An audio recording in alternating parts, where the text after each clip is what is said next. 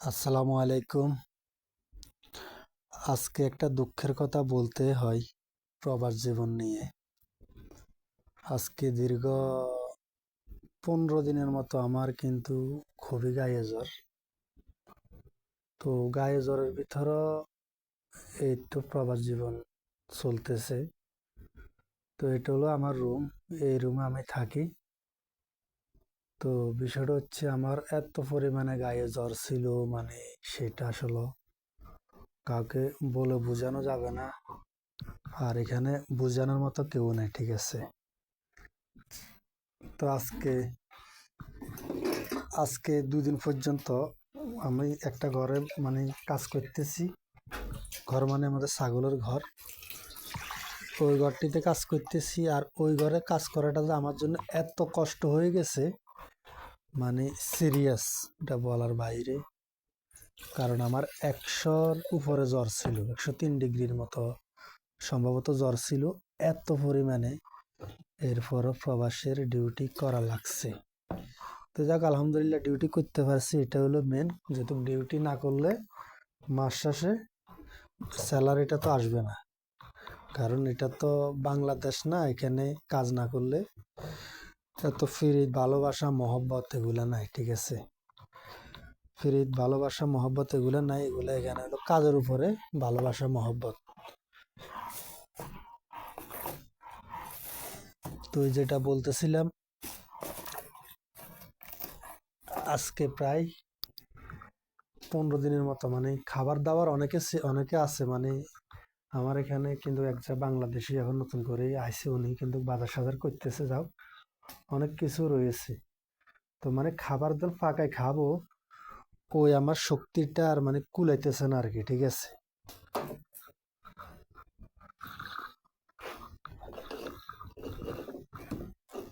আমার ওই যে আর শক্তি কুলাইতেছে না যে আমি অনেক কিছু ফাঁকায় খাবো। তো আজকে 15 দিনের মতো আমি শুধু গরম পানি শুধু গরম পানি খাইতেছি, আর একটা একটা রুটি খাইতেছি। তো বিষয়টা হলো, এখানে আমাদের এখানে খাবার অনেক সবে আছে, কিন্তু পাকায় খাওয়ার মতো ওই মন মানসিকতা মানে আমার নাই। এত দুর্বল মানে শরীর। আর যে মানে ভালো খাবার থাকলে কি হবে, মন কি চাইতেছে এরকম তো আসলে পাকায় খাওয়ার মতো ওই শক্তিটা আমার কুলাইতেছে না, ঠিক আছে? তো যার কারণে প্রবাসে অসুস্থ হলে আসলে দেখার মতো কেউ নাই, যে কে দেখবে, ঠিক আছে? দেখার মতো কেউ নাই। আপনার ডিউটি আমার করাই লাগছে। আমি 15 দিন অসুস্থ ছিলাম। 15 দিনের ভিতরে 15টা দিনে আমার কাজ করা লাগছে, একটা দিনও আমি বসে থাকতে পারি নাই। কারণ বসে থাকতে দেয় নাই আমাকে, ঠিক আছে? 15টা দিনে কাজ করা লাগছে, কিন্তু তারা জানে যে আমি অসুস্থ। এরপরও কিন্তু কি, তারা নিজের ইচ্ছা বলে নাই যে তুমি আজকে কাজ করা লাগবে না বা কিছু, শুধু একদিন একদিন তাও এই যে বিকাল বেলা মানে তারা বলছে যে কি আজকে কাজ করা লাগবে না। এক মাদান এক মাদান না, মানে 20 মিনিটের মতো দেখছে, মানে আমার পাইতেছি না আর। এছাড়া আর যে 15টা দিন আমার অসুস্থ নেই, আমি কাজ করছি। তো এটা হলো ভাই প্রবাস। আসলে আমার ভাগ্যটাই খারাপ, 4টা বছর এক জায়গায় পড়ে আছি, কিছু করতে পারলাম না ভাই, কোনো পরিবর্তন ঘটাতে পারলাম না, ঠিক আছে? আসলে কপালে না থাকলে বিদেশ কি আরো আপনি সৌদি আরব না আমেরিকা যায় কিছু করতে পারবেন না, যদি কপালে ভালোটা লেখা না থাকে। মূল কথা মনে হয় এটাই।